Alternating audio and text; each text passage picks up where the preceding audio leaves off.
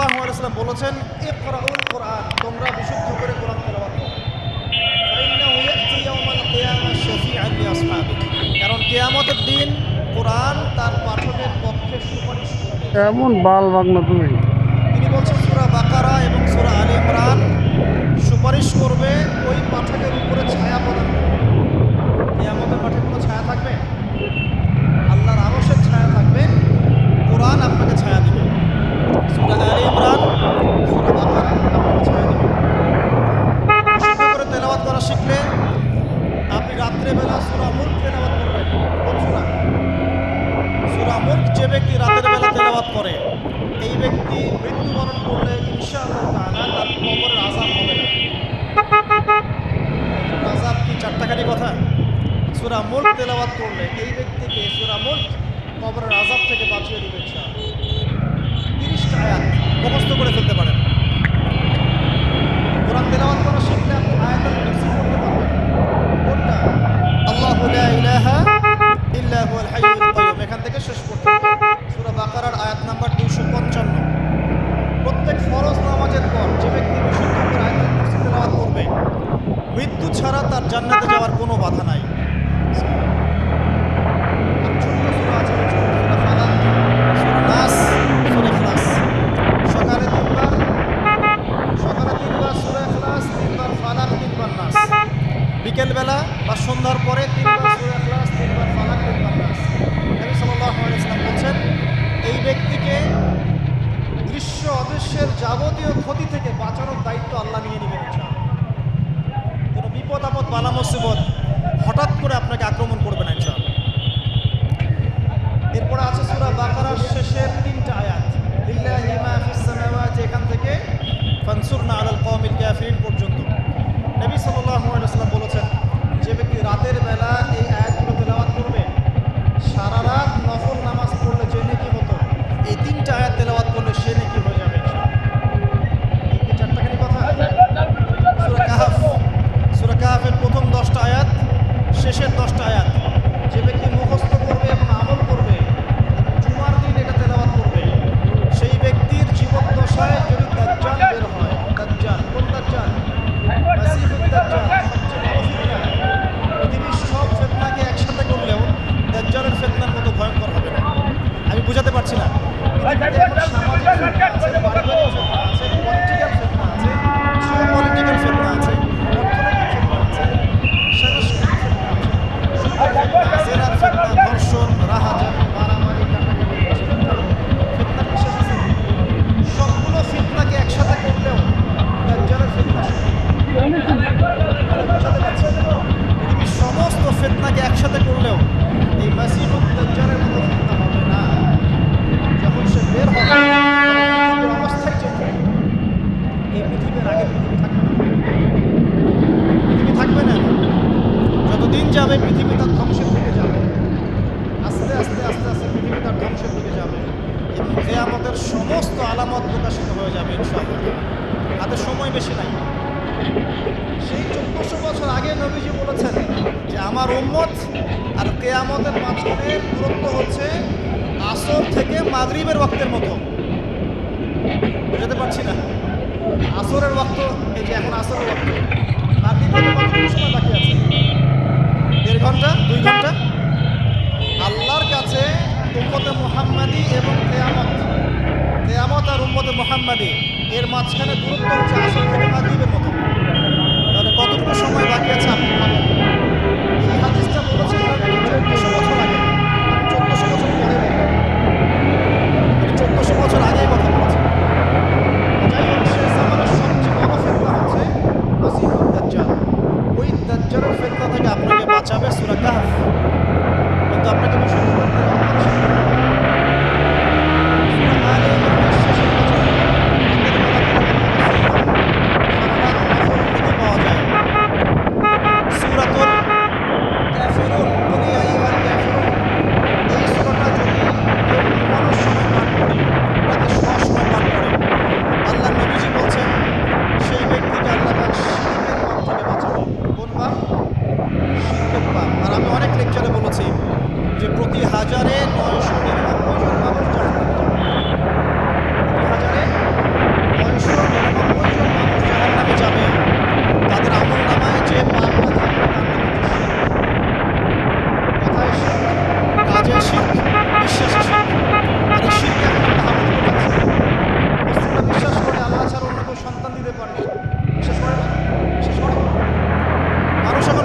করে আল্লাহ ছাড়া অন্য কেউ মহাবিশ্ব সৃষ্টি করেছে বা মহাবিশ্ব এমনি সৃষ্টি হচ্ছে বিজ্ঞানের মাধ্যমে। মানুষ মনে করে জমিনে মানুষের বিধান চলবে, আল্লাহর বিধান মানুষ মনে করে মানুষ আল্লাহর হালালকে হারাম করতে পারে, আল্লাহর হারামকে হালাল করতে পারে।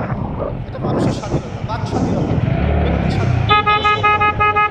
মানুষ মনে করে যে আল্লাহ ছাড়া অন্য কাউকে সেজদা করা যায়, আল্লাহ ছাড়া অন্য কেউ সন্তান দিতে পারে, আল্লাহ ছাড়া অন্য কেউ ভালো মন্দের মালিক, জীবন মৃত্যুর মালিক, কল্যাণ অকল্যাণের মালিক। মানুষ এগুলো মনে করে। মানুষ এখন লাগাইছি শিরক করে, মানুষ তো বাবু কথায় আমাকে শিরক করে ইউটিউবার, অথবা কাজে শিরক করে। আমি মানুষ বাবা আমাকে মুসলিমরা ইউটিউবার আল্লাহ ছাড়া অন্য কাউকে সেজদা করে না। মুসলিমরা কবরে সেজদা করে না, মাজারে সেজদা বুঝতে করে পারে না। মুসলিমরা কবরকে কেন্দ্র করে তাওয়াফ করে না। মুসলিমরা হাতে সুতা বালা ওইটা পরে না। দিয়ে মুসলিমরা হাতে আংটি ওইটা আছে, পরছে রানিং এটা এবং মনে করছে যে এই আংটি ওকে রোগ থেকে বাঁচাবে, এই সুতা ওকে রোগ থেকে বাঁচাবে। না, এটা তো মুসলিমরা ইতিহাস আছে চন্দ্র, কি সূর্য, গ্রহ, নক্ষত্রের কাছ থেকে কল্যাণ কামনা করে। মুসলিমরা মনে করে যে মানুষ আগামীকালকের আবহাওয়া বলতে পারে। মুসলিমরা রাশি চক্র বিশ্বাস করে। মুসলিমরা টিয়া পাখির কথায় বিশ্বাস করে। দেখেন রাস্তার পাশে টিয়া পাখি বসে আছে, ভাগ্য গণনা করছে। এগুলো মুসলিমরা করে। শিরকের শেষ নাই। আমি একটা বইয়ের নাম বলি মাঝে মাঝেই, বইটার নাম হচ্ছে কিতাবুত তাওহীদ। কিতাবুত তাওহীদ, এই বইটা বাসায় কিনেন, দেখবেন শিরক কত প্রকার কি কি সব কিছু লেখা আছে এবং কতভাবে আমরা শিরক করি এটা লেখা আছে। লেখা আছে। যাই হোক, সূরাতুল কাফিরুন যে ব্যক্তি সুবংশমান করবে, আল্লাহ পাক তাকে শিরকের পাপ থেকে বাঁচাবে। আল্লাহ পাক শিরকের একটা গোপন পাপ আছে, গোপন শিরক, রিয়া, মানুষকে দেখানোর জন্য আমল করা, লোক দেখানো আমল, এটা থেকেও আল্লাহ পাক বাঁচাবে। সেই ব্যক্তি যে ব্যক্তি সূরা কাফিরুন রাতের বেলা তেলাওয়াত করবে ঘুমানোর সময় ইনশাআল্লাহ। আর অনেক সূরা আছে। কারো যদি চোখ লাগা, বদনজর, জিন ঘটিত কোনো সমস্যা হয়, সূরা জিনের প্রথম 10টা আয়াত করে দম করে ফু দিবেন, দেখবেন ইনশাআল্লাহ রোগী ভালো হয়ে গেছে। কারো যে কোনো অসুস্থতা থাকলে চিকিৎসা করবেন, ওষুধপত্র খাবেন, সব ঠিক আছে। তার আগে সূরা ফাতিহা পড়বেন। সূরা ফাতিহা পড়ে নিজের গায়ে দম করবেন, পানিতে দম করে খাবেন। সূরা ফাতিহার মধ্যে শিফা আছে। এই সূরা আরেকটা নাম হচ্ছে আয়াতুশ শিফা। এই সূরার মধ্যে শিফা আছে, আরোগ্য আছে, আর অনেক আয়াত আছে। বলতে গেলে সমস্যা শেষ হবে না। প্রথম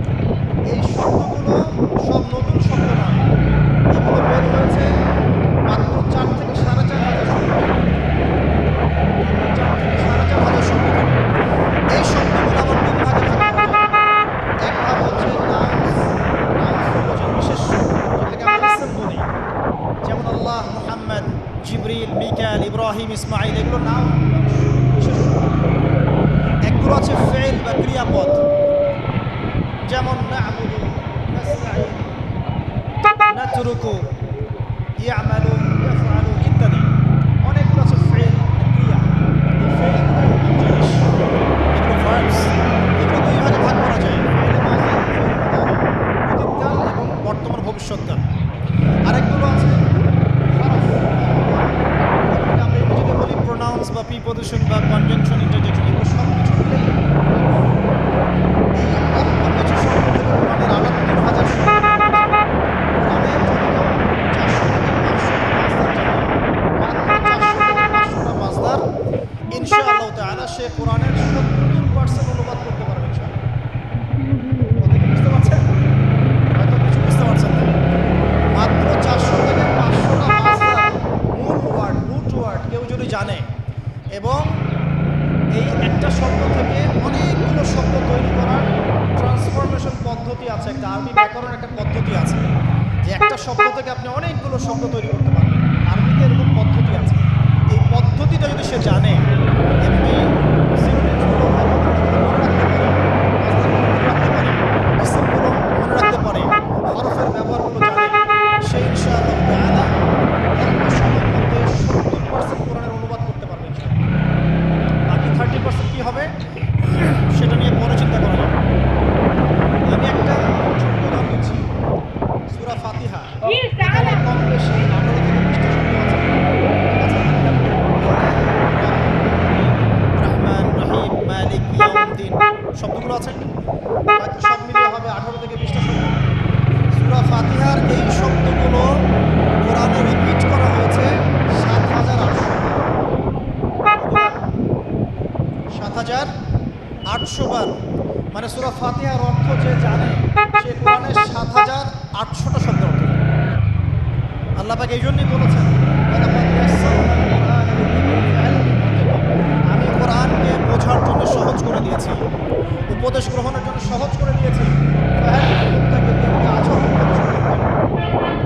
কোরআন বোঝা সহজ, হাদিস শাস্ত্র কঠিন। হাদিস শাস্ত্রের অনেক কঠিন শব্দ থাকে, অনেক উঁচু স্তরের ব্যাকরণ থাকে। কোরআন সত্যি বোঝা সহজ, শুধু প্রয়োজন আপনার পরিশ্রম, আপনার লেগে থাকা, আপনার দোয়া, আপনার অধ্যবসায় এবং আলিমুল আমার কাছে যাওয়া আসা করা এবং ধারাবাহিকতা বজায় রাখা। ইনশাআল্লাহ 2টা বছর সময় লাগবে, দেখবেন ইনশাআল্লাহ আপনি আল কোরআনের মিনিমাম 60 থেকে 70%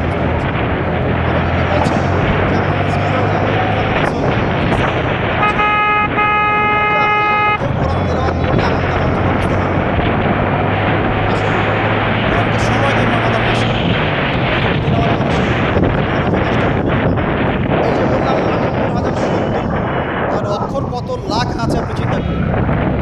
এখন বিশুদ্ধ করে তেলাওয়াত করা শিখলে যদি আপনি রমাদান মাসে এক খতম দেন কোরআন, ভিডিও হয় না এমনিই তো খতম দিলে আপনার প্রত্যেক হরফে 10 নেকি হবে। রমাদান তো মাসে মাল লাগে ভিডিও হয় না কি রে 70 থেকে 700 গুণ বাড়িয়ে দেওয়া হবে। তাহলে একটা খতম দিলে আপনার আমলনামায় কত কোটি নেকি লেখা হবে, এটা আপনি চিন্তা করেন। তাই রমাজানে যারা কোরআনকে সময় দিতে পারেনি এখনো, আমি বলবো তাদের চেয়ে হতভাগা আর কেউ নাই এখন। তাদের চেয়ে হতভাগা মানুষ এই পৃথিবীতে কেউ নাই। আর তার জন্য আফসোস, ব্যক্তির বয়স হয়ে গেছে, বার্ধক্য চলে গেছে, কিন্তু কোরআন বিশুদ্ধ করে তেলাওয়াত করার সৌভাগ্য হয়েছে। আল্লাহ পাক আমাদের সবাইকে কোরআন তেলাওয়াত করার তৌফিক দান করুন। আমিন। প্রত্যেক মাসে একটা করে খতম দেওয়ার তৌফিক দান করুন। প্রত্যেক দিন এক পারা করে কোরআন পড়ুন। কোরআন অর্থ বোঝার তৌফিক দান করুন। কোরআন তেলাওয়াত করা শেখার পরে কি করবেন? কিছু অংশ হিফজ করবেন, কিছু অংশ মুখস্থ করবেন। যারা পুরো মুখস্থ করে তাদেরকে আমরা বলি হাফেজে কোরআন।